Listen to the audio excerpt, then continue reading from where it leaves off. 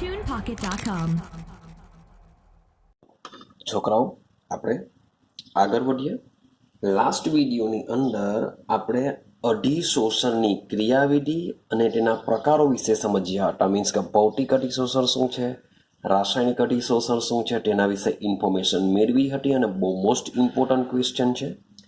આજે સેમ એ જ મુજબનો બીજો એક ઇમ્પોર્ટન્ટ ક્વેશ્ચન તમારે કોઈ પણ હિસાબે પ્રિપેરેશન કરવું પડશે.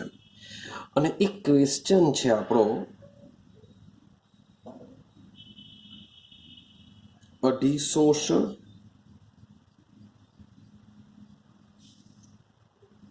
સમતાપ વક્ર. તો સૌથી પહેલા સમજો એકચ્યુઅલી સમતાપ વક્ર કોને કહેવાશે. શબ્દ બોલું છું, સમતાપ વક્ર. સમતાપ વક્ર એટલે કે એવા આલેખ કે જેમાં તાપમાન અચર હોય તો આવા આલેખને સમતાપ વક્ર કહેવાશે. યાદ રાખજો. શું કહેવાશે એને? સમતાપ વક્ર કહેવાશે.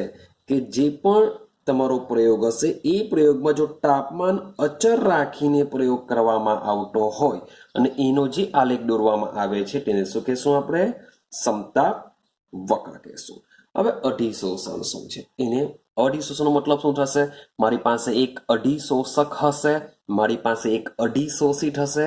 તો અધિશોષકની સપાટી ઉપર અધિશોષિત એડ થશે અથવા ઉમેરાશે અથવા આકર્ષાય છે.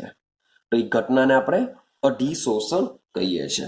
તો આખી વ્યાખ્યા શું બનશે જરાક સમજો કે અચળ તાપમાને સમતાપી વક્ર છે એટલે અચળ તાપમાને અધિશોષક વડે અધિશોષિત વાયુ, ચાલો એકચ્યુઅલી આપણે વાયુ લઈ લઈએ છીએ એક્ઝામ્પલ તરીકે, મે બી અધિશોષક આપણો ઘન લઈ લઈએ. તો વાયુના જથ્થાનું વિતરણ, કે કેટલું અધિશોષણ પામેલું છે તેનું વિતરણ દબાણના ફેરફાર સાથે એક વક્ર દ્વારા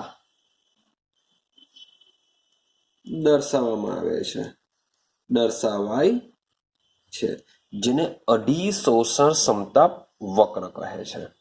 ક્લિયર થાય છે? તો સમજો, અચળ તાપમાને અધિશોષક વડે અધિશોષિત વાયુના જથ્થાનું વિતરણ દબાણના ફેરફાર સાથે એક વક્ર દ્વારા દર્શાવાય છે જેને શું કહેશું? અધિશોષણ સમતાપ વક્ર કહેશું. અને આ અધિશોષણ સમતાપ વક્રની અંદર આપણે સમજવાના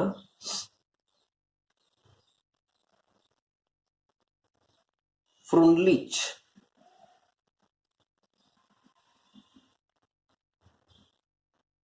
અધિશોષણ. આ છે આઈએમપી. મોસ્ટ આઈએમપી મીન્સ કે આ ક્વેશ્ચન બી તમારે કોઈ પણ હિસાબે કરવો પડશે. તમે બોર્ડની એક્ઝામમાં મીન્સ કે જૂના પેપર જોશો તેમાં આ ક્વેશ્ચન પર તમને વારંવાર જોવા મળતો હોય છે. તો ફ્રુનલિચ અધિશોષણ સમતાપી વક્ર શું છે? સિમ્પલ છે, થોડુંક યાદ રાખવું પડશે, મેમરાઇઝ કરવું પડશે. તો જરાક સમજવાનું વાત કરજો. ચાલો, તો ફ્રુનલિચ નામનો ભાઈ વૈજ્ઞાનિક હતો. તો લખીએ છે ભાઈ ફ્રુનલિચે ઈસવીસન 1909 ની અંદર આ પ્રયોગ કર્યો હતો. ક્લિયર? આ પ્રયોગની અંદર ચોક્કસ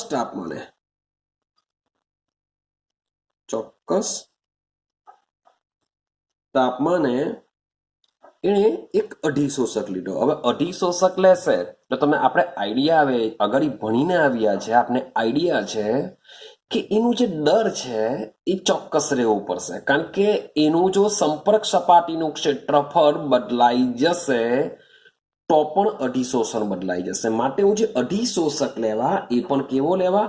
ચોક્કસ વજનનો લેવા. ક્લિયર છે? ચાલો, તો ફ્રુનલિચે શું કરેલું છે? ચોક્કસ તાપમાને એક ઘન અધિશોષક લીધો.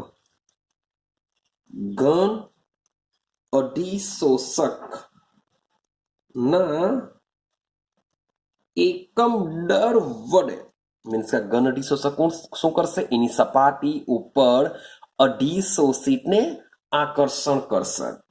તો એકમ દર વડે 250 સીટ થતા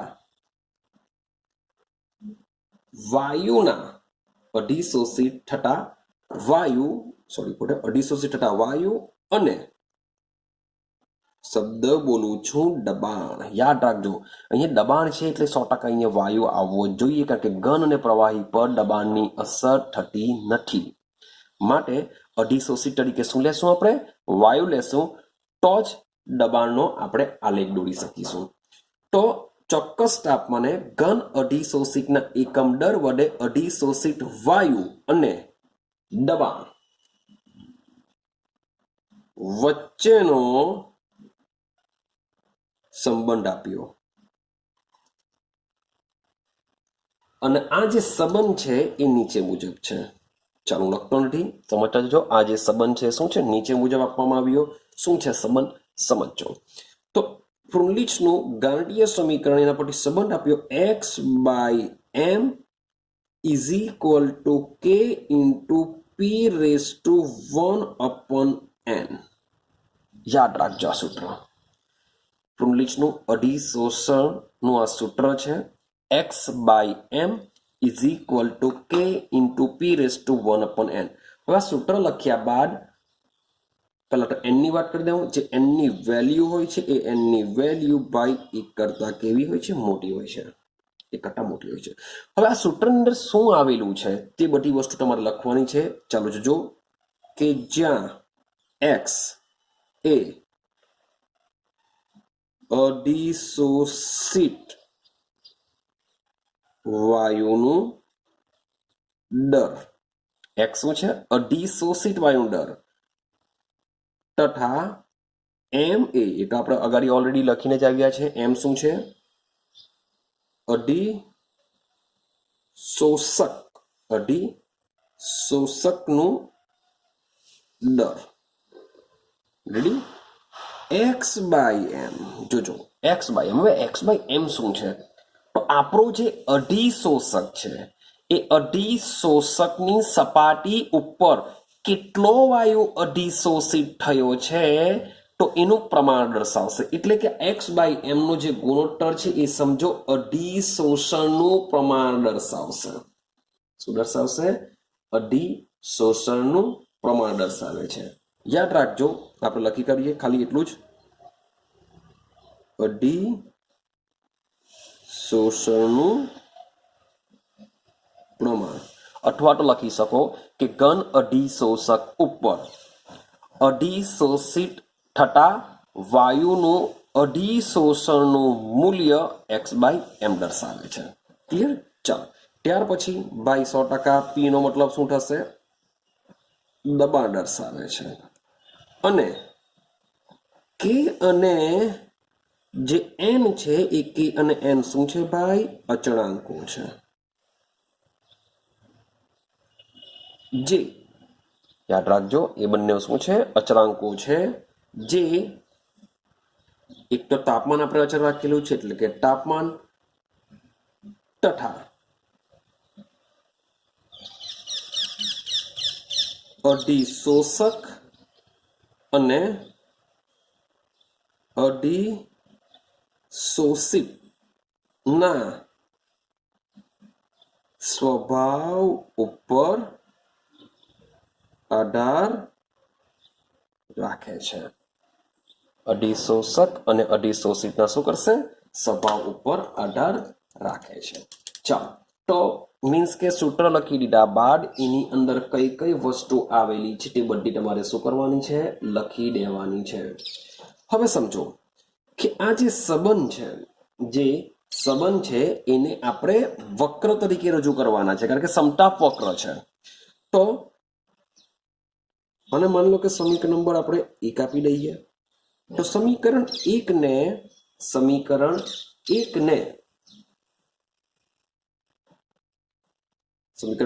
ના લખીએ. આ સંબંધને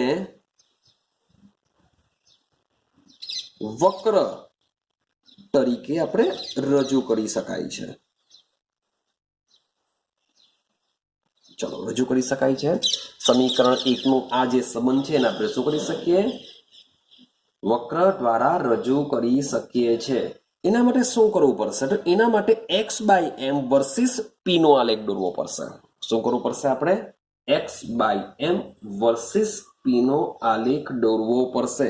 તો લખી દઈએ આપણે કે જો x/m તમે ડાયરેક્ટ લખી દેશો તો બી ચાલશે, અથવા તો એને શાબ્દિક દ્વારા રજૂ કરી શકીએ કે જ્યાં અધિશોષકના શબ્દ છે, અધિશોષકના પ્રતિગ્રામે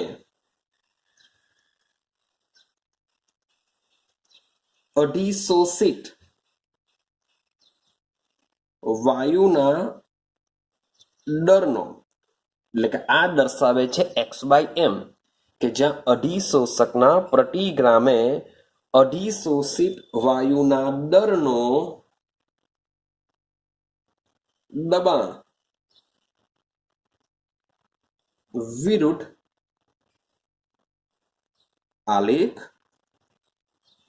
દોરવામાં આવે છે. તો આપણે આલેખ દોરવાનો પ્રયત્ન કરીએ. આલેખ કેવો આવશે સમજીએ. તો સમજો,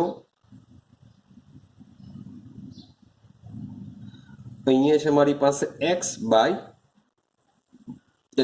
મીન્સ કે જેમ જેમ આ અક્ષ પર y અક્ષ પર ઉપર તરફ જતા જશું તો સમજવાનું કે અધિશોષણની માત્રા વધતી હશે, કારણ કે x/m એ અધિશોષણનું મૂલ્ય દર્શાવે છે. એટલે કે જેમ જેમ ઉપર તરફ જશું તેમ તેમ અધિશોષણની માત્રા વધુ દર્શાવશે. આ છે દબાણ.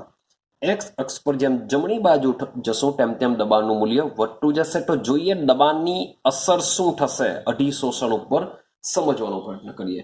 તો જ્યારે જુદા જુદા અચર, શબ્દ બોલું છું, અચર તાપમાને જુદા જુદા 3 પ્રયોગોનો આલેખ દોરીએ છીએ આપણે, તો થશે શું? બરાબર સમજો.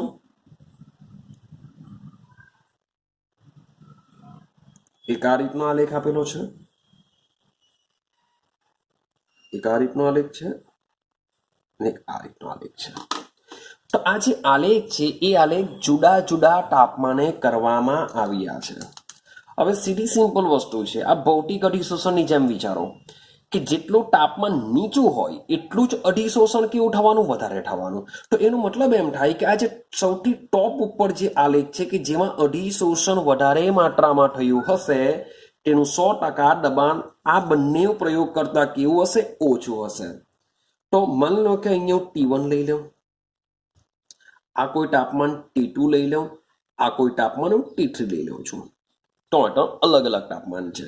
તો આ આલેખમાં તમારો જે T1 હશે T1 સૌથી નાનો હશે. કેમ? કારણ કે નીચું તાપમાન હોય તો જ અધિશોષણ વધારે થશે. માટે T1 ની વેલ્યુ સૌથી ઓછી હશે, પછી આવશે T2 આવશે, પછી આવશે T3 આવશે. ક્લિયર છે? તો તમે જોશો કે જેમ શબ્દ બોલું છું, ટેમ્પરેચર બધામાં ચોક્કસ છે. મીન્સ કે આ જે પ્રયોગ કરવામાં આવે છે એ પ્રયોગમાં જેટલું તાપમાન હશે આખા પ્રયોગમાં અચળ સેમ. આ જે પ્રયોગ કરવામાં આવે છે એમાં જેટલું તાપમાન હશે આખા પ્રયોગમાં અચળ હશે. એવી રીતે ત્રીજા પ્રયોગ માટે બી આ સેમ કામ કરતું હશે. હવે માન લો કે આ એક પહેલા કોઈ બી એક આલેખ આપણે કરીએ. હવે કોઈ ચોક્કસ દબાણ લઈએ. માન લો કે હું આટલે સુધી રાખું છું, મારી પાસે આ ચોક્કસ દબાણ છે. હું આ પહેલા આલેખની વાત કરું છું. માન લો કે આ ચોક્કસ દબાણ લઈ દઉં મેં. દબાણ આપણે ચોક્કસ રાખીએ. હવે ચોક્કસ દબાણે તમે જો તાપમાનનો વધારો કરો, ચોક્કસ દબાણે તમે જો તાપમાન ઇન્ક્રીઝ કરો, શબ્દો જોજો કે ભાઈ ચોક્કસ દબાણે તાપમાન વધારતા અધિશોષણ ઘટે છે. ક્લિયર છે? તો ચોક્કસ દબાણે તાપમાન જો તમે ઇન્ક્રીઝ કરશો, એકચ્યુઅલી તાપમાન અચળ રાખેલું છે પણ જો તમે તાપમાન વધારવા જશો તો અધિશોષણ કેવું થઈ જશે? ઘટી જશે. બીજી એક વસ્તુ ઓબ્ઝર્વેશન કરવા જેવું, કે ભાઈ જેટલું નીચું દબાણ હશે, જો એકચ્યુઅલી આ બાજુ દબાણ છે, જેટલું નીચું હશે તો આલેખ તમે ચેક કરો છો ઉપર જાય છે, જે છે એના કરતા કેવા જતા છે, ઉપર જાય છે. એટલે કે જેટલું નીચું દબાણ હશે તો નીચા દબાણે તમારું જે અધિશોષણ છે એ કેવું થાય છે, વધારે થાય છે. તમે ઓબ્ઝર્વેશન કરો કે નીચા દબાણે શું થશે, વધુ થશે. હવે મીન્સ કે માની લો કે આ જે ગારો છે, માની લો કે એક મધ્યમ દબાણ વાળો છે, તો મધ્યમ દબાણમાં બી વધે છે પણ જો આના જેટલું નથી વધતો. આ કેવો આલેખ તમને સ્ટ્રેટ જેવો ઊભો મળે છે, સેમ એ પ્રમાણે થોડોક વક્ર થઈ જાય છે. એટલે કે આના કરતા થોડોક ઘણો બધો વક્ર થઈ જશે. એટલે કે આમાં જેટલું અધિશોષણ વધે છે એટલું આમાં અધિશોષણ વધતું નથી, કારણ કે દબાણ કેવું થયું, વધ્યું. એટલે આપણે લખીએ મધ્યમ સ્તરનું દબાણ, કે મધ્યમ સ્તરના દબાણે અધિશોષણ પહેલા કરતા શું થશે, ઘટે છે. પહેલા કરતા તમને ઓછું જોવા મળશે. ને માનો કે ત્યાર પછીનું ઊંચો દોરું મીન્સ કે આ આલેખમાં એકચ્યુઅલી ફ્રુન્લિચની મર્યાદા છે, એ મર્યાદાને પણ અહીંયા સમજાવી દઉં. હવે થશે શું કે હવે પછીનો જે આલેખ છે એ આ રીતના સ્ટ્રેટ થઈ જશે. પછીનો જે આલેખ છે એ સ્ટ્રેટ થઈ જશે, મીન્સ કે એની મર્યાદા છે. સ્ટ્રેટ શા માટે થયો, તો આ સમજો આ જે પણ આ બાજુની સાઈડનું જે દબાણ છે એ કેવું છે, ઊંચું દબાણ છે. તો ઊંચા દબાણે આ જે આલેખ છે સ્ટ્રેટ થઈ જાય છે. આલેખ સ્ટ્રેટ થઈ જવાનો મતલબ શું થશે કે હવે અધિશોષણ થવાનું નથી. એટલે કે ઊંચા દબાણે જે અધિશોષણ છે એ અધિશોષણ સંતૃપ્તતાએ પહોંચે છે. મીન્સ કે ત્યાર પછી તમે ગમે તેટલું દબાણ આપો તેમ છતાં પણ અધિશોષણ થવાનું નથી. ક્લિયર થાય છે? તો આટલી વસ્તુ જરાક દિમાગમાં રાખજો અને ઉતારવાનો પ્રયત્ન કરજો. ચાલો હવે આગળ જઈએ. હવે જે સમીકરણ નંબર 1 છે એ સમીકરણ 1 ને ફરીથી પાછા આપણે સમજીએ. સમીકરણ 1 શું છે, ફરીથી પાછો લખું છું, તમારે લખવાની જરૂર નથી. તો સમીકરણ 1 છે આપણું x/m is equal to k into p raised to 1/n. આ આપણું સમીકરણ છે. હવે આ સમીકરણની બંને બાજુ ઘાતાંક લેતા, સમીકરણની બંને બાજુ ઘાતાંક લેતા તો શું થશે, log x/m is equal to log k. ચાલો આગળ આવી જશે, વત્તા 1/n log p. તો બંને બાજુ સામાન્ય ઘાતાંક લેતા તમને આ રીતનું સમીકરણ મળશે. તો આ સમીકરણને તમે જોશો તો આ સમીકરણ actually y is equal to mx plus c ને મળતું આવે છે.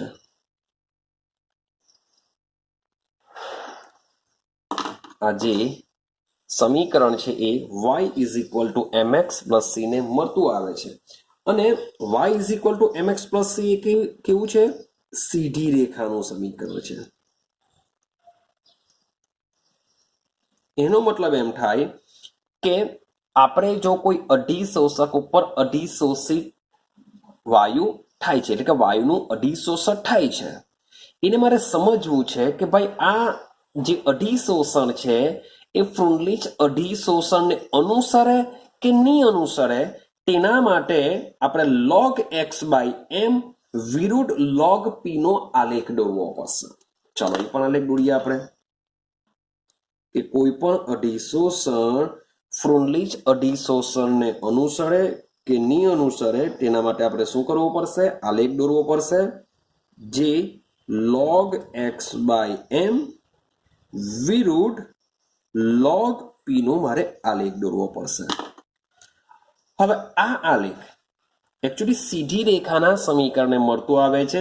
મીન્સ કે જે તમારો અધિશોષણ જે છે એ અધિશોષણના જે મૂલ્ય છે એને જો તમે આ આલેખમાં દોરો ને આ આલેખ જો સીધી રેખામાં જો મળે, કારણ કે દબાણ વધતા અધિશોષણ વધવાનું છે, દબાણ વધારતા અધિશોષણ વધવાનું છે, માટે આલેખ આ રીતના આવશે કે જેમ જેમ દબાણ વધશે તેમ તેમ અધિશોષણ વધે, પણ એક ચોક્કસ સમય માટે. તો માની લઈએ કે હમણે આ રીતના રાખીએ છીએ કે દબાણ વધતા અધિશોષણ વધે છે, તો એનો આ રીતનો આલેખ સ્ટ્રેટ લાઈન મળશે. ક્લિયર છે? તો જ્યારે પણ અધિશોષણના જે મૂલ્ય છે એને જુદા જુદા દબાણે અધિશોષણના મૂલ્યને જો આલેખમાં મૂકવામાં આવે log x by m versus log p ના જો આલેખ સીધી રેખામાં મળે તો માનવામાં આવે છે કે આ અધિશોષણ ફ્રુન્લીચ અધિશોષણને સમાન છે, અધિશોષણને અનુસરે છે, એવું આપણે કહી શકીએ છીએ. ક્લિયર છે? ચાલો તો હવે જોજો કે આ આલેખ પરથી શું ઇન્ફોર્મેશન મળશે. તો આ આલેખને જો આપણે y અક્ષ પર લંબાવીએ, ચાલો આપણે y અક્ષ પર લંબાવીએ, તો y અક્ષ પર લંબાવતા આ જે ભાગ મળશે, આ જે ભાગ મળશે એ ભાગ એકચ્યુઅલી હોય છે log k. યાદ રાખજો, આ ભાગ શું હોય છે? log k. મીન્સ કે આ જે છે એના પરથી આપણે આંતરછેદ કહેશું. તો આંતરછેદ પરથી આપણે log k ની વેલ્યુ મેળવી શકીશું. તો બીજી વસ્તુ શું આવશે? ભાઈ ઢાળ આવશે. માન લો કે આ આલેખ છે, આલેખમાં ભાઈ આ રીતનો ઢાળ દોર્યો, રેડી? આ રીતનો ઢાળ દોર્યો ને આ આપણો લઈ લઈએ ખૂણો એક બનશે, એને આપણે થીટા કહીએ. જે આલેખ ઉપરથી આ બને છે ભાઈ આની લેટા, જે આ જે બને છે એ આપણો થીટા હશે. તો થીટાની વેલ્યુ જે હોય છે એ બી યાદ રાખો, tan થીટા હોય છે, જેને આપણે શું કહીએ છીએ? ઢાળ કહીએ છીએ, tan થીટા. મીન્સ કોઈ વાર જે ડબલ નીટમાં શું કરશે, તમને આલેખમાં કોઈ પણ એક ખૂણાની વેલ્યુ આપી દેશે, એટલે કે tan થીટાની વેલ્યુ આપી દેશે અને એના પરથી મે બી કઈ પૂછી શકે, n પૂછી શકે, કારણ કે ઢાળની વેલ્યુ પરથી મને 1/n મળશે. તો ખૂણાની વેલ્યુ પરથી મીન્સ કે n ની વેલ્યુ પણ પૂછી શકે, માટે એ પણ તમારે શું કરવાનું છે? યાદ રાખવાનું છે.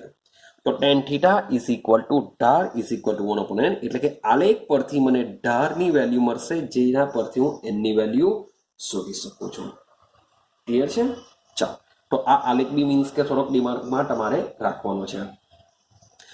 હવે આ જે ફ્રુન્લીચ અધિશોષણ છે, શબ્દો જોજો,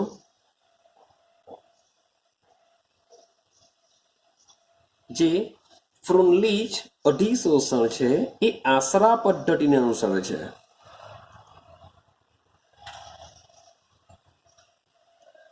આશરા પદ્ધતિને અનુસરે છે. ભાઈ કેવી રીતના આશરા પદ્ધતિને અનુસરે છે સમજો. તો આપણે કહીને આવ્યા કે જે 1/n નું આ જે મૂલ્ય છે એ 1/n નું મૂલ્ય 0 અને 1 ની વચ્ચે હોય છે.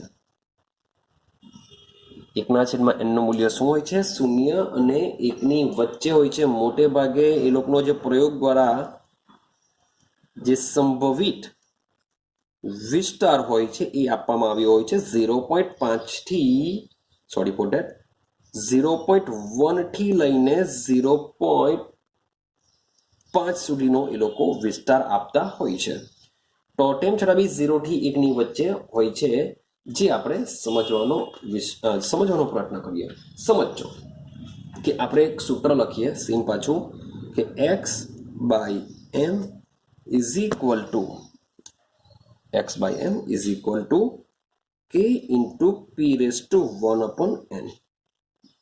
હવે આ જે સૂત્ર છે એ ટોટલી એકચ્યુઅલી દબાણ ઉપર આધાર રાખે છે. હવે બે કન્ડિશન વિચારીએ કે એક તો માની લઈએ કે આ જે 1/n નું જે મૂલ્ય છે એ 0 બરાબર હોય તો શું થઈ શકે? 1/n નું મૂલ્ય 0 હોય તો શું થઈ શકે? તો જે 0 ની વેલ્યુ છે આપણે અહીંયા મૂકીએ, 1/n ની વેલ્યુ મૂકીએ તો શું થઈ શકે?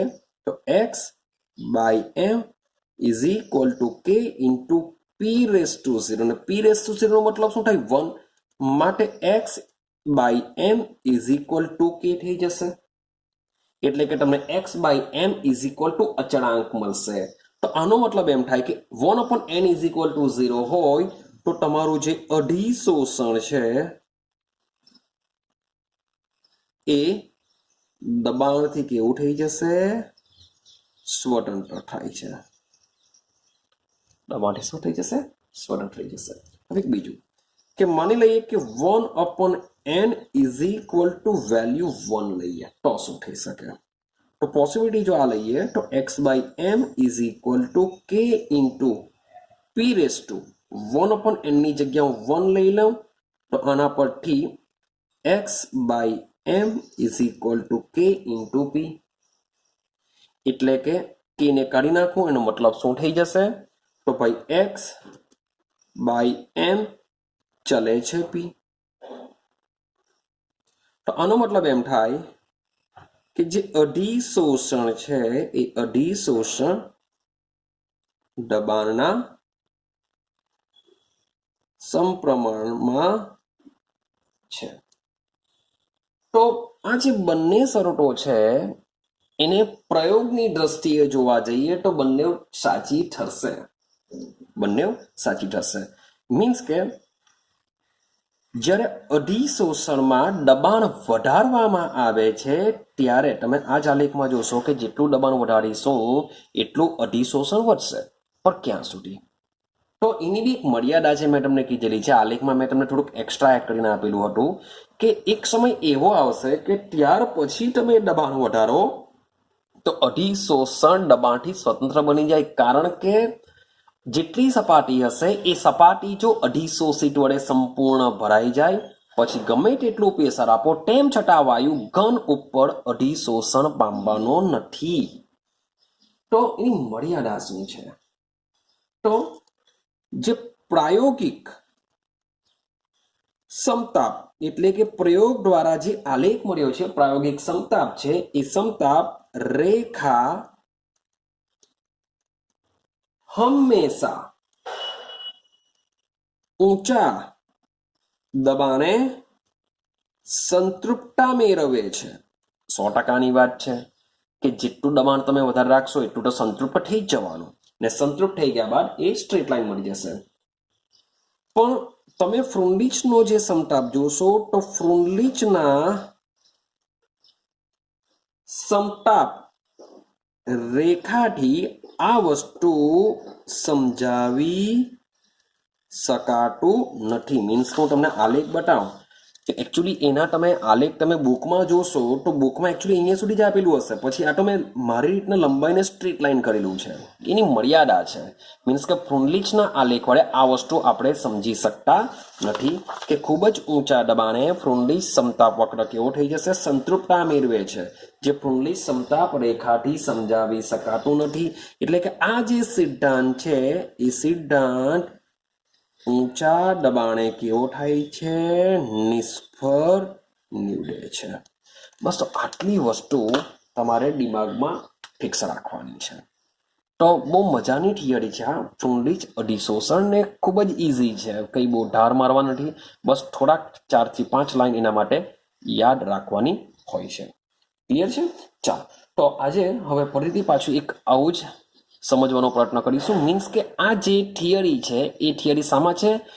ઘન અઢી શોષક ઉપર વાયુનું અઢી શોષણ સમજીને આવ્યા. પણ એવો જો કિસ્સો હોય, માની લો કે મારી પાસે ઘન પદાર્થ છે, એ ઘન પદાર્થ દ્રાવણમાં હોય તો શું થશે? તો એનું અઢી શોષણ શું થશે?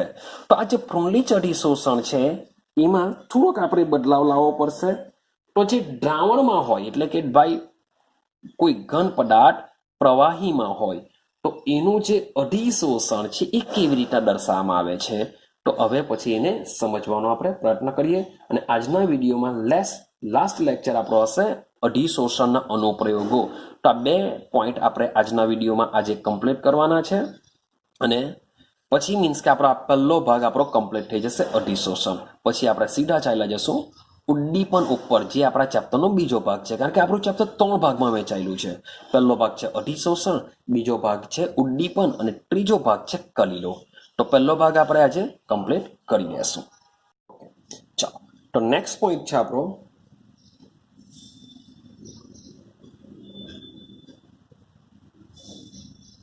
દ્રાવણમાં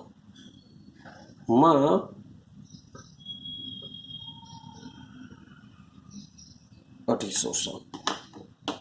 હવે આપણે જોઈશું દ્રાવણમાં અધિશોષણ. તો ભાઈ આપણે ચેપ્ટરની શરૂઆતમાં જ વાત કરીને આવ્યા છે કે જે આપણો ઘન પદાર્થ છે એટલે કે અધિશોષક છે એ દ્રાવણમાં દ્રાવ્યનું પણ શું કરી શકે છે? અધિશોષણ કરી શકે છે.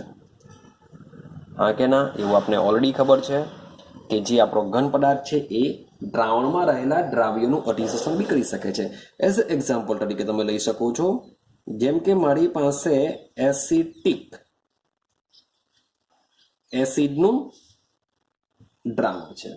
તો આ એસિટિક એસિડના દ્રાવણમાં જો હું ચારકોલ એડ કરું, શું એડ કરું છું? ચારકોલ. તો ચારકોલની સપાટી યાદ રાખજો એસિટિક એસિડને આકર્ષણ કરશે. ચારકોલની સપાટી કોને એટ્રેક્ટ કરશે? એસિટિક એસિડને. એટલે કે ચારકોલની સપાટી ઉપર એસિટિક એસિડ આવશે. ચારકોલની સપાટી પર શું કરશે? એસિટિક એસિડ આવશે. જો એસિટિક એસિડ મીન્સ કે આની શરૂઆતમાં જેટલી સાંદ્રતા હોય, હવે ચારકોલ એડ કર્યા બાદ એસિટિક એસિડ ચારકોલની સપાટી ઉપર અધિશોષિત થશે. માટે દ્રાવણમાં એસિટિક એસિડ કેવો થઈ જશે? ઓછો થઈ જશે. એટલે કે ચારકોલ એડ કર્યા બાદ એસિટિક એસિડના દ્રાવણની સાંદ્રતા કેવી થઈ જશે? ઘટી જશે.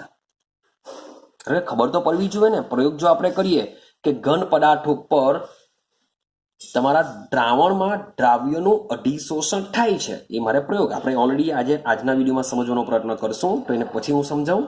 તો આ રીતના મીન્સ કે એસિટિક એસિડ ઉપર શું થઈ શકે છે? ચારકોલની સપાટી ઉપર અધિશોષણ થઈ શકે છે. સેમ એવું બીજું એક્ઝામ્પલ તમે લઈ શકો. માન લો કે મારી પાસે લિટમસનું દ્રાવણ છે. શબ્દ બોલું છું, લિટમસનું દ્રાવણ, ભૂરું, લાલ, વોટેવર જે લેવો તે લેવો. તો લિટમસનું દ્રાવણ છે, એ લિટમસના દ્રાવણમાં પણ સેમ એડ કરું છું ચારકોલ. તો ચારકોલ એડ કર્યા બાદ દ્રાવણ કેવું બની જશે? રંગવિહીન બની જશે. મીન્સ કે ભૂરું લિટમસનું દ્રાવણ લેવું કે લાલ લિટમસનું દ્રાવણ લેવું, તેમાં જો ચારકોલ એડ કરવામાં આવે એ કેવું બની જશે? રંગવિહીન બની જશે. ક્લિયર છે? ચાલો ત્રીજું એક્ઝામ્પલ જરાક સમજો, એને થોડુંક ડિટેલમાં સમજાવવાનો પ્રયત્ન કરા. માન લો કે મારી પાસે magnesium hydroxide, milk of magnesia કહીએ છે, તો મેગ્નેશિયમ હાઇડ્રોક્સાઇડનું દ્રાવણ છે. આ મેગ્નેશિયમ હાઇડ્રોક્સાઇડના દ્રાવણને શબ્દ બોલું છું મેગ્નેશન પ્રક્રિયક. તો મેગ્નેશિયમ હાઇડ્રોક્સાઇડનું જે જલીય દ્રાવણ છે, એ જલીય દ્રાવણમાં મેગ્નેશન પ્રક્રિયક જો એડ કરવામાં આવે તો ભૂરા રંગના અવક્ષેપ મળે છે. કયા રંગના અવક્ષેપ મળે છે? ભૂરા રંગના, અથવા તો ભાઈ વાદળી રંગના. બેમાંથી એક, ભૂરો અથવા તો વાદળી. મોટા ભાગે ભૂરા રંગના મળતા હોય છે. તો વાદળી રંગના અવક્ષેપ મળતા હોય છે. તો મીન્સ કે આ પણ એક અધિશોષણની ઘટના છે, જેમાં મેગ્નેશન એઝ અ અધિશોષક તરીકે વર્તે છે. અને એની સપાટી ઉપર યાદ રાખજો, આ મેગ્નેશન પ્રક્રિયક શું છે એની થોડીક ડિટેલમાં વાત કરું. બુકમાં લખી રાખજો મેગ્નેશન પ્રક્રિયક શું છે. તો સૌથી પહેલા સમજો, આ મેગ્નેશન પ્રક્રિયકનું અણુસૂત્ર આવશે C12H9N3O4. આ એનું અણુસૂત્ર છે. અને સાથે સાથે એનું નામની જો વાત કરીએ તો નામ થશે 4 નાઇટ્રો ફિનાઇલ એઝો. 4 નાઇટ્રો ફિનાઇલ એઝો રિસોર્સિનોલ. આ એનું નામ છે. તમને પૂછી શકાય મીન્સ કે ગુજકેટની એક્ઝામ છે, JEE નીટ લેવલ પરની એક્ઝામ છે કે ભાઈ મેગ્નેશિયન પ્રક્રિયક નીચેનામાંથી અણુસૂત્ર કયું હોઈ શકે, ભાઈ એનું IUPACની નામ શું હોઈ શકે, પૂછી શકાય. ભાઈ તમને સ્ટ્રક્ચર બી આપું, સ્ટ્રક્ચર શું છે, મેગ્નેશિયન પ્રક્રિયકનું સ્ટ્રક્ચર શું છે?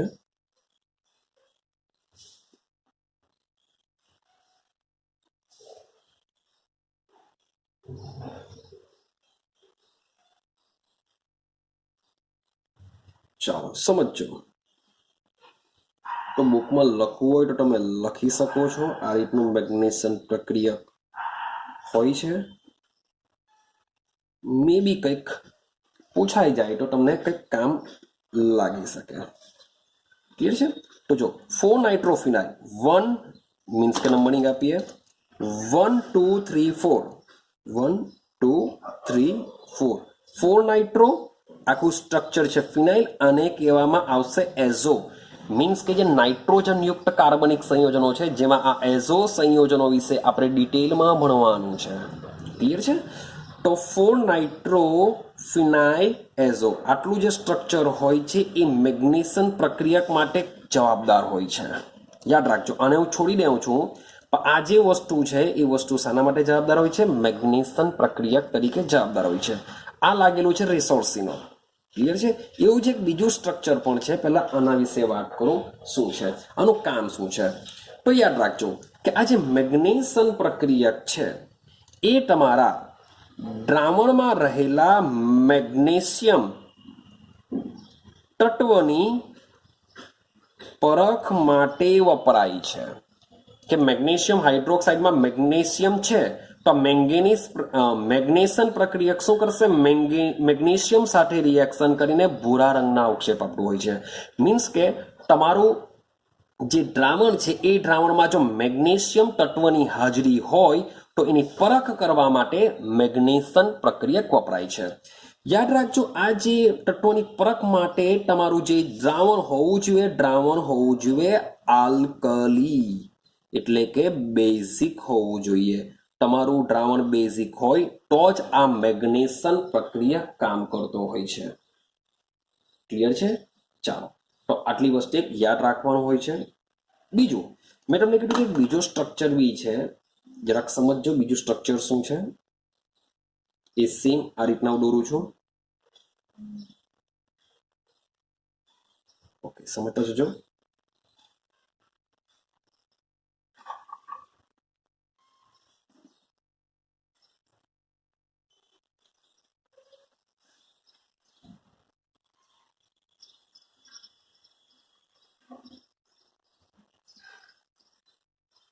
ચાલો સમજો. અહીંયા આવશે OH,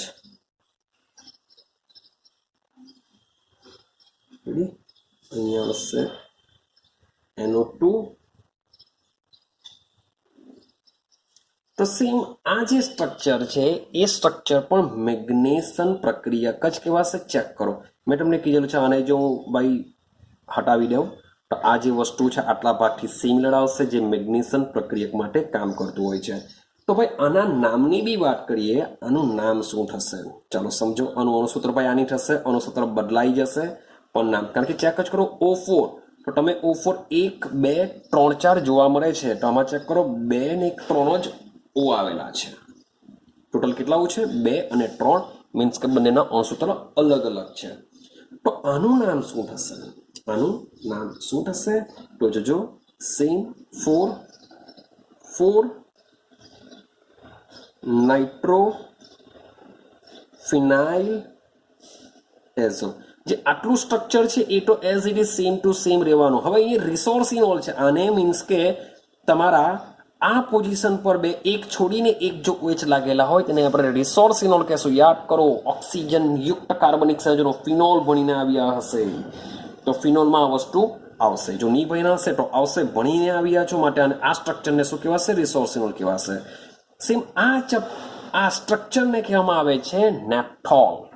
તે પણ પાછો આ પોઝિશન પર છે માટે એને કહેશું 1 નેપ્થોલ. શું કહેશું આપણે? 1 નેપ્થોલ. આ જ OH જો આ પોઝિશન પર હશે તો એને 2 નેપ્થોલ એટલે કે બીટા નેપ્થોલ કહેવામાં આવે. આને કહેવામાં આવે આલ્ફા નેપ્થોલ. જો આ OH જો આ પોઝિશન પર હોય તો એને કહેવામાં આવશે બીટા નેપ્થોલ. તો આ રીતના મીન્સ કે આ એક જાતનું પણ મેગ્નેશિયમ પ્રક્રિયા હોય છે. ક્લિયર છે? તો આ જે હોય છે એ વાયોલેટ ડાય કહેવામાં આવે છે. તો કહેવામાં આવે છે અને વાયોલેટ ડાય તરીકે ઓળખવામાં આવે છે, જે પીએચ સૂચકમાં પણ વપરાય છે. ભાઈ યાદ રાખજો, એક્સ્ટ્રા નોલેજ છે મીન્સ કે દિમાગમાં રાખવો તો રાખી શકો, નહીં રાખવું તો કંઈ નહીં. તો મીન્સ કે મેગ્નેશિયમ પ્રક્રિયા કે આ મુજબનું હોય છે, જે કોઈ પણ તમારા જલીય દ્રાવણમાં મેગ્નેશિયમ તત્વની પરખ કરવા માટે આ વાપરવામાં આવે છે. ફરીથી એમાં પાછું મીન્સ કે એની બેઝિકતા પર ડિસાઇડ કરે છે. મીન્સ કે તમારું જો દ્રાવણ જે આલ્કલાઇન આપણે બનાવવાનું છે એની જો pH may be near equal to 11 કે 12 પાસે હોય તો યલો કલર આપે છે, મે બી 13 કે 14 પાસે હોય તો એ વાયોલેટ રંગ આપે છે. તો મીન્સ કે આલ્કલાઇન મીડિયમ પર રાખે છે. મીન્સ કે બહુ નોલેજ વધારે છે. મીન્સ કે આપણે આટલે સુધી રાખીએ. રેડી છે? તો આ બધું શું છે? દ્રાવણ મીન્સ કે કહેવાનો મતલબ એમ છે કે દ્રાવણમાં પણ અધિશોષણની ઘટના થતી હોય છે, એટલે કે ઘન અધિશોષક દ્રાવ્યને પોતાની સપાટી ઉપર અધિશોષિત કરી શકે છે. ચાલો, તો સેમ દ્રાવણમાંની વાત કરીએ છીએ, દ્રાવણમાં અધિશોષણને સમજીએ છીએ. તો આપણે સમજો એના પોઈન્ટ. સેમ આપણે આગળ જે વાત કરીને આવ્યા તેવી જ વાત આવશે કે જે અધિશોષણ ની માત્રા, અધિશોષણની માત્રા તાપમાન, સમજો તાપમાન ના વધારા સાથે ઘટે છે. જે અધિશોષણની માત્રા છે તાપમાનના વધારા સાથે ઘટે છે. હવે થોડોક લોજિક તમે લગાડવા જશો તો યાદ રાખજો, તમે લોકો શું વિચારશો કે ભાઈ દ્રાવણ છે, હવે દ્રાવણમાં મીન્સ કે જે બી ઉડે તે દ્રાવક ઉડશે, એટલે કે પાણી ઉડી જશે. દ્રાવ્ય એસિટિક એસિડમાં જે એસિટિક એસિડ CH3COOH છે તે કંઈ જવાનું નથી, કારણ કે દ્રાવ્ય છે. તો ભાઈ તાપમાનનો વધારો કરે તો બી શું ફરક પડશે? તો તાપમાનના વધારા કરવાને લીધે આપણે એકચ્યુઅલી સાંદ્રતા નથી જોઈ રહ્યા. આપણે સાંદ્રતા મીન્સ કે તાપમાનના વધારા સાથે સાંદ્રતા વધે છે, સાંદ્રતા વધશે, પણ જે અધિશોષણ છે એ અધિશોષણની માત્રા શું થશે? ઘટી જશે છે. કારણ કે મેઇન તો અધિશોષણને સમજવાનું છે કે ચારકોલની સપાટી પર માની લો કે એસિટિક એસિડ દ્રાવ્ય એસિટિક એસિડનું અધિશોષણ થયું છે, પણ તાપમાન વધારવાને લીધે વાન ડર વાલ્સ બળ બ્રેક થઈ જશે, એને લીધે એ ચાલ્યા જશે. ક્લિયર છે? એ હિસાબથી જોવાનું છે.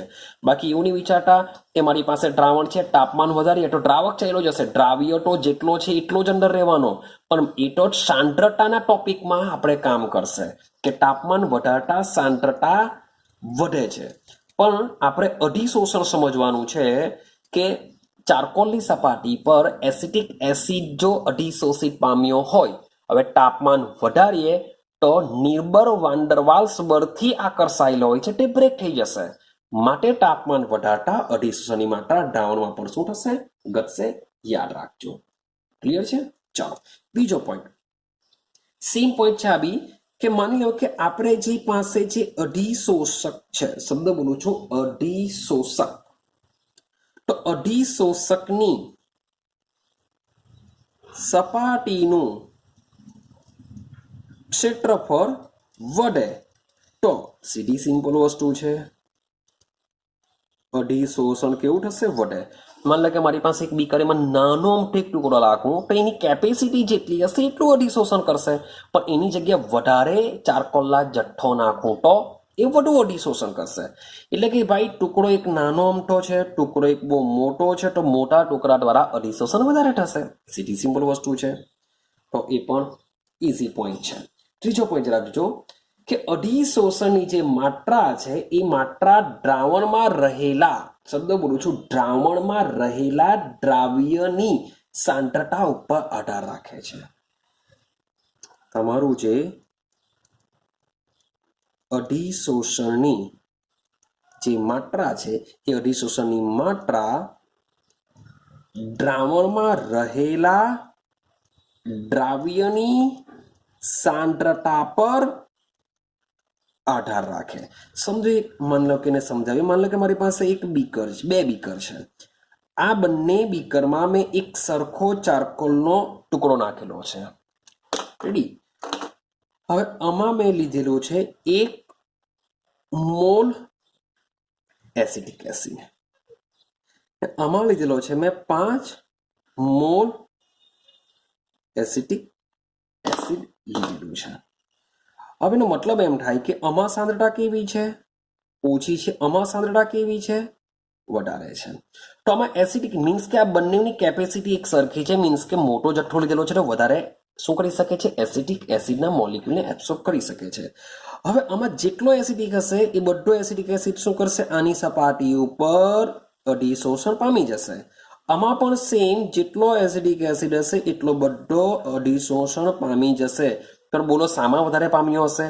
આની બંનેની કેપેસિટી છે જ. તો ભાઈ આમાં વધારે અધિશોષણ થશે કારણ કે એમાં એસિટિક એસિડનો જથ્થો વધારે છે. આમાં એસિટિક એસિડનો જથ્થો આની કમ્પેરિઝનમાં ઓછો છે, માટે આમાં અધિશોષણ ઓછું થશે. માટે અધિશોષણની જે માત્રા છે એ દ્રાવ્યની સાંદ્રતા ઉપર પણ આધાર રાખે છે. જેટલું વધુ સાંદ્ર હશે એટલું વધુ અધિશોષણ થાય. જેટલી સાંદ્રતા ઓછી હશે એટલું જ અધિશોષણ ઓછું થશે.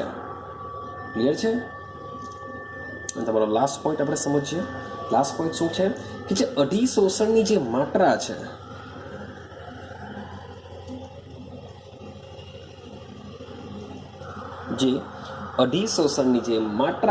એ અધિશોષણની માત્રા અધિશોષક અને અધિશોષિત બંનેના સ્વભાવ ઉપર આધાર રાખે છે. તો મે બી 2 માર્ક્સની અંદર અથવા તો એમસીક્યુની અંદર બી ભાઈ પૂછી શકાય કે દ્રાવણમાં અધિશોષણ માટે નીચેનામાંથી ટ્રુ ફોલ્સ, કયું સાચું કયું ખોટું, તો આવા ક્વેશ્ચન તમને પૂછી શકાય છે. મીન્સ કે આ જે 4 પોઈન્ટ છે, 4 પોઈન્ટમાંથી કોઈ સાચા ખોટા પૂછી શકે, કયું સાચું કયું ખોટું, એવા બધા બી ક્વેશ્ચન પૂછી શકે છે. તો એને પર તમારે યાદ રાખવાનું છે. ક્લિયર છે? ચાલો હવે સમજવાનો પ્રયત્ન કરજો. હવે આપણે વાત કરીએ છીએ દ્રાવણમાં. તો દ્રાવણમાં જે અધિશોષણ થાય છે એની ખરેખર ક્રિયાવિધિ ટોટલી એકદમ પરફેક્ટ રીતના જાણીતી નથી. કે દ્રાવણમાં જે અધિશોષણ થાય છે એ અધિશોષણ કેવી રીતના થાય છે તો એની ક્રિયાવિધિ જાણીતી નથી. તેમ છતાં પણ આપણે ઉપયોગ શાનો કરીશું? ફ્રુનલીચ અધિશોષણનો ઉપયોગ કરીશું. કે ફ્રુનલીચ અધિશોષણનું જે સમીકરણ છે એ સમીકરણ સેમ આપણે અપ્લાય કરીશું દ્રાવણ માટે. કેમ? કારણ કે દ્રાવણમાં શું હોય છે? સાંદ્રતા હોય છે. ને ફ્રુનલીચ અધિશોષણમાં આપણે શું લીધો હતો? વાયુ લીધેલો હતો. અને વાયુનું શું આવશે? દબાણ આવશે. ક્લિયર છે? વાયુનું શું આવશે? દબાણ. તો વાયુની સાંદ્રતા એને દબાણ બરાબર હોય છે. ને દ્રાવણ માટે જે દ્રાવ્ય હોય છે એની સાંદ્રતા આપણે જાણતા હોઈએ છીએ. માટે જે ફ્રુનલીચનું સમીકરણ છે x/m = k × p⁻1/n, આ જે સૂત્ર છે એ સૂત્રને આપણે ચેન્જ કરીએ અને પીની જગ્યાએ જે દબાણ છે એની જગ્યાએ જો સાંદ્રતા લઈ લેવો તો તમારું સૂત્ર બની જશે x/m = k × c⁻1/n. થઈ જશે c⁻1/n. તો આનું બી સેમ લોગ જો લઈએ તો શું થઈ શકે? log x/m = log k + 1/n log c. આ મુજબનો સૂત્ર બની જશે. તો આને પણ સેમ log x/m વર્સિસ આપણે શું કરીશું? log c નો આલેખ દોરીશું. સેમ આ બી y = mx + c જેવું જ હશે. માટે log x/m versus log c નો જો આલેખ દોરવામાં આવે તો આ આલેખ પણ કેવો મળશે? સીધી રેખામાં મળશે. તો આને પણ સેમ ફ્રુનલીચ અધિશોષણ ક્ષમતાની જે રેખા છે જે સીધી લાઈનમાં મળતો હોય છે તેને મળશે કે નહીં મળશે એના પરથી બી આપણે જાણી શકીએ છીએ. તો સમજીએ કે આપણે પ્રયોગ કરીએ. ચાલો બરાબર સમજો. આપણે એક પ્રયોગ દ્વારા સમજીએ. મારી પાસે 3 બીકર લેવો છું. સેમ જ છે. आ पेलू बीकर लीधुं मैं, आ बीजू बीकर लीधुं, आ त्रीजू बीकर लीधुं। हवे त्रणे त्रण बीकर में मैं पाणीनो जथ्थो भाई सेम 1 लीटर लीधेलो छे, बधामां सेम पाणी छे એટલે કે દ્રાવક તરીકે સેમ લીધેલું છે। દ્રાવક શું છે? બધામાં સેમ લીધેલું છે। આ એ લઈ લઈએ, આ બી લઈએ, અહીંયા સી લઈ લઈએ। આમાં હું 1 મોલ CH3 COOH લેવું છું। આમાં હું 5 મોલ CH3 COOH લઈ લઉં છું અને આમાં હું 8 મોલ ભાઈ વોટ એવર તમે કંઈ બી લઈ શકો। મીન્સ કે મેં જે લીધેલું છે અહીંયા એક સેન્ટેન્સ લખી દઉં છું, જુદી જુદી સાંદ્રતા ધરાવતા એસિટિક એસિડના 3 બીકર લીધા છે। મેં શું કરેલું છે? મારે પ્રયોગ કરવો છે। મેં શું કર્યું છે પ્રયોગમાં કે 3 જુદી જુદી સાંદ્રતાવાળા એસિટિક એસિડના દ્રાવણ લીધા છે। ક્લિયર છે? હવે કેટલી સાંદ્રતાવાળા દ્રાવણ મેં લીધેલા છે એ મને પહેલેથી મને ખબર છે। પહેલેથી મને ખબર છે એનો મતલબ એમ થાય કે શરૂઆતમાં એસિટિક એસિડનું વજન ત્રણેય પાત્રમાં કેટલું હશે તે મને ખબર છે। 1 મોલ એસિટિક એસિડ એટલે કે આણ્વીય દળ જેટલો પદાર્થનો જથ્થો છે, આમાં ગુણ્યા 5, આમાં ગુણ્યા 8। તો પહેલેથી મેં એસિટિક એસિડ કેટલો અંદર એડ કર્યો છે એ મારી પાસે છે, એટલે કે શરૂઆતમાં એસિટિક એસિડના વજન મારી પાસે છે। રેડી છે? ચાલો હવે શું કરીએ? હવે આ 3 બીકરની અંદર પહેલેથી વજન કરેલો શબ્દ બોલું છું, પહેલેથી વજન કરેલો એક સરખા કદનો, કારણ કે ભાઈ કદ પણ બહુ આધાર 2.5 શોષકની વાત ચાલે છે। મીન્સ કે પહેલેથી વજન કરેલો હોવો જોઈએ અને એક સરખા કદના જથ્થાનો 2.5 શોષક તરીકે હું લેઉં છું ચારકોલ ઉમેરવામાં આવે। ચાલો હવે આમાં મેં શું કહ્યું? ચારકોલ। માની લો કે આ ચારકોલ છે, હું 5 લખી દઉં છું। આ જે રેડ માર્કર વાળું છે એ શું છે? આપણા ચારકોલ છે। બધામાં વજન પણ સમાન છે, સાથે સાથે એનું જે કદ છે કદ પણ સમાન છે, કારણ કે કદ લખવું જ પડશે। કદ બદલાઈ જશે તો બી 2.5 શોષણની માત્રા બદલાઈ જશે। ચાલો હવે જેવો ચારકોલ એડ કરવામાં આવશે એટલે શું થશે? 2.5 શોષણ સ્ટાર્ટ થઈ જશે। 3 બીકરમાં 2.5 શોષણ સ્ટાર્ટ થઈ જશે। ક્લિયર છે? તો આના પરથી, આ પ્રયોગ પરથી તમે x/m જાણી શકો છો કે કેટલું 2.5 શોષણ થયું છે તે જાણી શકો છો। તમે કહેશો કે સર કેવી રીતના ખબર પડશે? તો ભાઈ બહુ સિમ્પલ છે। તમને એમ પહેલેથી ખબર છે, મેં પહેલેથી લખેલું છે કે પહેલેથી વજન કરેલો એક સરખા કદનો ચારકોલ, તો એમ તો ખબર છે। તો કેટલું 2.5 શોષણ થયું એ કઈ રીતના ખબર પડે? તો ભાઈ અહીંયા મેં તમને કીધેલું છે કે શરૂઆતમાં એસિડિક એસિડનું વજન ત્રણેય પાત્રમાં કેટલું હશે તે જાણી શકાય છે। તો એ એક્સ અહીંયા એ નહીં હશે, એ તો પહેલેથી હાજર છે। મારે તો કેટલું 2.5 શોષિત પામ્યો તે આ એક્સ છે। તો કેવી રીતના જણાશે? તો એક્સની જે વેલ્યુ છે કે એક્સની વેલ્યુ શરૂઆતમાં એસિટિક એસિડનું વજન માઇનસ, હવે ચારકોલ એડ કરી દીધા બાદ ચારકોલ જેટલો પણ એસિટિક એસિડને 2.5 શોષિત કરી દેશે, ત્યાર પછી દ્રાવણમાં બાકી રહેલો એસિટિક એસિડ પછી એટલે કે લખી શકાય 2.5 શોષણ બાદ બાકી રહેલો એસિટિક એસિડ। તો આ બંનેનો તફાવત જો કરે તો એક્સ મળી જશે। માન લો કે શરૂઆતમાં 60 ગ્રામ હતો, એક્ઝામ્પલ લઈએ, 1 મોલ એટલે કે 60 ગ્રામ લઈ લઈએ। તો શરૂઆતમાં 60 ગ્રામ એસિટિક એસિડ હતો। રેડી? માન લો કે આ સપાટી ઉપર કેટલો છે તો નથી ખબર મને, 60 ગ્રામ હતો। હવે ચારકોલ એડ કર્યા બાદ એમાં રહી ગયો 20 ગ્રામ।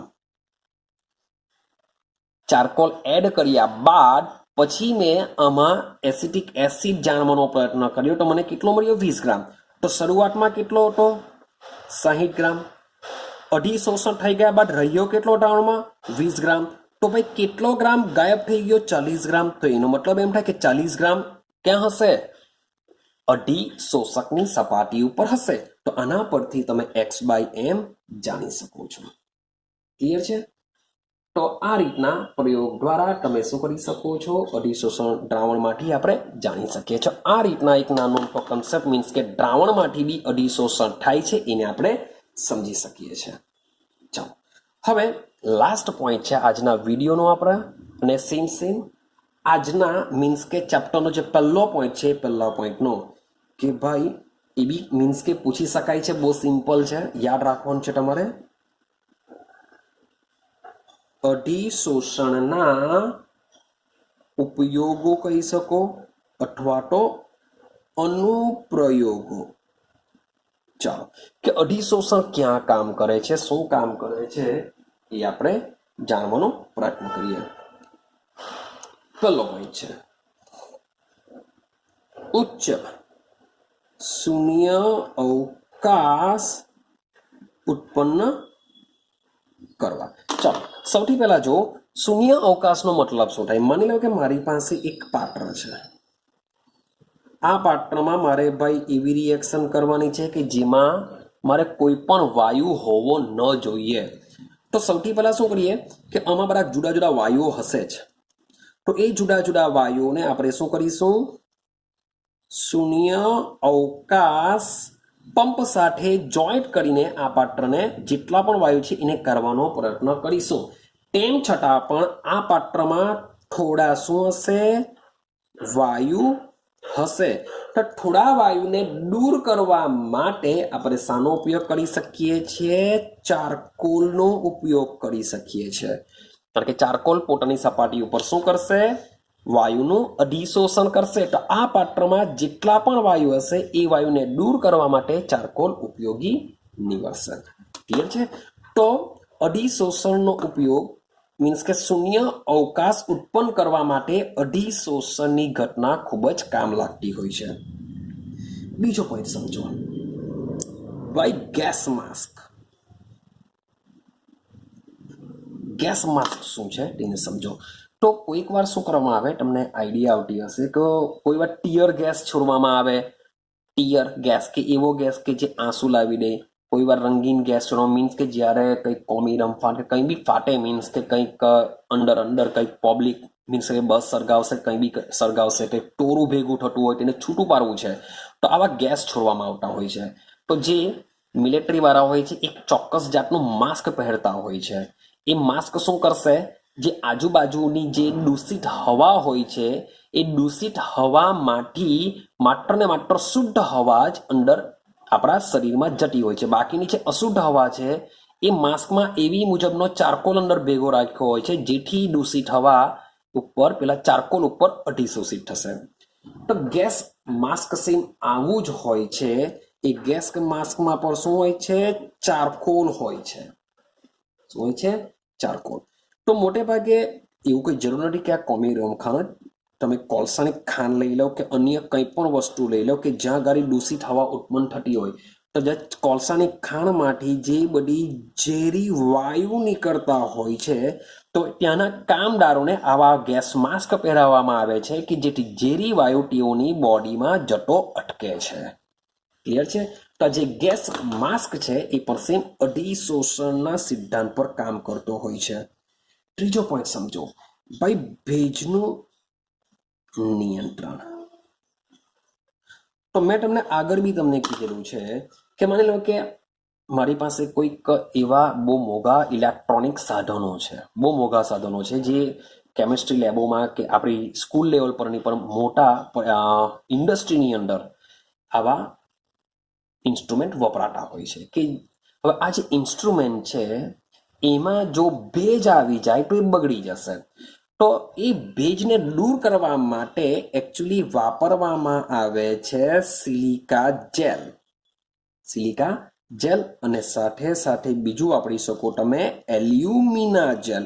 તો સિલિકા જેલ અને એલ્યુમિના જેલ છે એ ભેજને દૂર કરવા માટે ખૂબ જ ઉપયોગી હોય છે, જેથી ખૂબ જ કિંમતી જે ઇન્સ્ટ્રુમેન્ટ જે સાધનો હોય છે જે ભેજથી આપણે દૂર કરી શકીએ. તો જે પણ 250 સિદ્ધાંત પર કામ કરશે.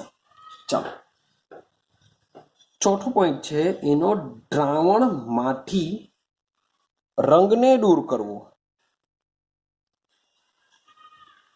ચાલો અને સમજીએ. તો આપણે અગર બી સમજીને આવેલા છે, મીન્સ કે યાદ કરો ખાંડનું શુદ્ધિકરણ સમજીને આવેલા. શું સમજીને આવેલા? ખાંડનું શુદ્ધિકરણ. તો સેમ જે પ્રાણી જ ચારકોલ હોય છે એ ચારકોલ દ્રાવણમાંના રંગને દૂર કરી તેને રંગવિહીન અથવા તો શુદ્ધ કરી શકે છે. તમે ખાંડનું એક્ઝામ્પલ બી આમાં લઈ શકો છો. ચાલો, સેમ વસ્તુ પાંચમો પોઈન્ટની વાત કરીએ. પાંચમો પોઈન્ટ શું છે? પાંચમો પોઈન્ટ છે વિષમાંગ ઉદ્દીપન. હવે એકચ્યુઅલી આના પછીનો મીન્સ કે આજનો વિડીયો કમ્પ્લીટ થઈ જશે, એટલે પછીનો વિડીયો આપણે સેમ ઉદ્દીપન ઉપર જ કામ કરવાના છે. ક્લિયર છે? ચાલો, તો આ છે ઉદ્દીપકની વાત કરું તો આપણો જે ઉદ્દીપક માની લઈએ કે ઘન હશે. તો ઉદ્દીપક જે ઘન હોય છે એ ઘન ઉદ્દીપક શું કરે છે? પ્રક્રિયકનું અધિશોષણ કરે છે. યાદ કરો, રાસાયણિક ગતિકીમાં ભણીને આવ્યા કે ઉદ્દીપક પર રિએક્શનમાં ભાગ લે છે. સૌથી પહેલા શું કરશે? સક્રિયકૃત સંકીર્ણ અથવા તો નિપજ બનાવે છે, જે ખૂબ જ અસ્થાયી હોય છે, ક્ષણિક સમય માટે ઉત્પન્ન થાય છે. ત્યાર પછી એમાં વિઘટન થઈને નિપજ બનતી હોય છે. તો આ જે ઉદ્દીપક છે એ શું કરશે? પ્રક્રિયકના અણુને ખેંચશે એની સપાટી ઉપર, એટલે કે અધિશોષણ થશે. ને આ જે પ્રક્રિયકનું અધિશોષણ થઈને સાથે સાથે એનું કામ શું કરશે? વેગને વધારે છે. તો ઘણી બધી એવી રિએક્શન છે કે જેમાં ઉદ્દીપક ખૂબ જ ઉપયોગી નીવડતો હોય છે. તો આને ડિટેલમાં વાત આના પછીના ટોપિકમાં આપણે કરવાના છે, જે હમણાં હું કરતો નથી. ક્લિયર છે? ચાલો, આપણે વાત કરીએ 6 પોઈન્ટ. ઘણા બધા એક્ઝામ્પલ આવશે એમાં, આપણે પછી જરાક જોઈએ. છઠ્ઠો પોઈન્ટ છે આપણો જે નિષ્ક્રિય વાયુ છે એનું અલગીકરણ. મીન્સ કે અધિશોષણના સિદ્ધાંત દ્વારા જુદા જુદા બે નિષ્ક્રિય વાયુઓ માની લો કે ભેગા થઈ ગયા હોય તો એને પણ આપણે અધિશોષણ વડે અલગ કરી શકીએ છીએ. તો કેવી રીતના? તો એના માટે બી આપણે ઉપયોગ કરીશું ચારકોલ. ભાઈ ચારકોલ તો બંને વાયુનું અધિશોષણ કરી શકે, તો કેવી રીતે થશે? તો આ જે ચારકોલ છે, ચારકોલ વડે જે વાયુનું જે અધિશોષણ થાય છે એ અધિશોષણમાં બી શું હોય છે? તફાવત હોય છે. યાદ કરો, આપણે એક પોઈન્ટ એવો બી સમજીને આવેલા કે જે વાયુનું પ્રવાહીકરણ ઝડપથી થતું હોય તેનું અધિશોષણ વધુ માત્રામાં થશે. એટલે કે જુદા જુદા વાયુઓની અધિશોષણની માત્રા કેવી હોય છે? જુદી જુદી હોય છે. તમે O2 લઈ લો, ચાલો હિલિયમ લઈ લો, નિયોન લઈ લો, આર્ગોન લઈ લો, ક્રિપ્ટોન લઈ લો. આ બધા વાયુઓની ચારકોલ ઉપર અધિશોષણની માત્રા કેવી હોય છે? જુદી જુદી હોય છે. માટે ચારકોલ પર જે વાયુનું અધિશોષણ હોય છે એ કેવું હોય છે? જુદું જુદું હોય છે. ક્લિયર છે? તો આ જે વાયુનું મિશ્રણ છે એ ફરીથી પાછું જુદા જુદા તાપમાન, મીન્સ કે તાપમાન બી ઇફેક્ટ કરે છે. એટલે કે જુદા જુદા તાપમાને નારિયેળ ચારકોલ, યાદ રાખજો, આમાં કયો ચારકોલ વાપરેલો છે? નારિયેળ ચારકોલ પર અધિશોષણ કરીને નિષ્ક્રિય વાયુને અલગ કરી શકીએ છીએ. તો આ એક ચારકોલનું નામ યાદ રાખવું પડશે. નારિયેળ ચારકોલ, મીન્સ કે આ ચારકોલ નારિયેળમાંથી બનાવવામાં આવતો હોઈ શકે, માટે નારિયેળ ચારકોલ કહેશું. ચાલો, ત્યાર પછી છે ફીણ પ્લવન પદ્ધતિ. એકચ્યુઅલી 10મા ધોરણમાં તમે આ ફીણ પ્લવન પદ્ધતિ ભણીને આવ્યા છો. સાથે સાથે આના પછીનું જે ચેપ્ટર છે તત્વોનું અલગીકરણ, જેમાં પણ આ પ્રોસેસ આવતી હોય છે. ક્લિયર છે? તો તેમાં 100% લખેલું છે ફીણ પ્લવન પદ્ધતિ ક્યારે વપરાય? સલ્ફાઇડ યુક્ત ખનિજનું સંકેન્દ્રીકરણ કરવા ફીણ પ્લવન પદ્ધતિ વપરાય છે. માટે આ પદ્ધતિની મદદથી આપણે સલ્ફાઇડયુક્ત ખનિજનું સંકેન્દ્રીકરણ કરી શકીએ, જેમાં સલ્ફરને થોડો ઘણો દૂર આપણે કરી શકીએ છીએ, કે જેમાં આપણે ઉમેરીશું પાઇન, શબ્દ બોલું છું, પાઇન ઓઇલ. શું એડ કરીશું આપણે એમાં? પાઇન ઓઇલ એડ કરીશું. આ જે પાઇન ઓઇલ હોય છે એ ફીણ ઉત્પન્ન કરવા માટે જવાબદાર હોય છે. ડિટેલમાં જશું આના પછીનું ચેપ્ટર, જરાક સમજી લેજો. પાઇન ઓઇલ શું કરે છે? ફીણ ઉત્પન્ન કરે છે. તો થશે શું? આ ફીણની જે સપાટી છે એ સપાટી આ સલ્ફરયુક્ત ખનિજને શું કરશે? પોતાની સપાટી ઉપર એટ્રેક્શન કરશે. જે ફીણ છે એ ફીણ શું કરશે? આ સલ્ફાઇડયુક્ત ખનિજને પોતાની સપાટી ઉપર એટ્રેક્ટ કરશે. પછી એમાં હવા ફૂંકવામાં આવે. હવા ફૂંકવાથી ફીણ ઉત્પન્ન થાય. ફીણ દ્વારા આ જે સલ્ફાઇડયુક્ત ખનિજ છે બધું ખર ભરે. ખર ભરવાથી એટલે કે ઉપર નીચે થશે. ઉપર નીચે થવાથી આ સલ્ફાઇડયુક્ત ખનિજ આ ફીણ પર ચોંટી જશે ને બધી ફીણ ઉપર આવી જશે, જેને આપણે અલગ કરી લેશું. તો આ ફીણમાં શું હોય છે? સલ્ફાઇડયુક્ત ખનિજ હોય છે, જેથી એમાં માટી છે, રેતી છે, અન્ય જે બધી અશુદ્ધિઓ છે જે પાણીમાં નીચે બેસી જશે અને તમારી ફીણ ઉપર આવશે ને આ ફીણમાં શું હોય છે? સલ્ફાઇડયુક્ત ખનિજ હોય છે.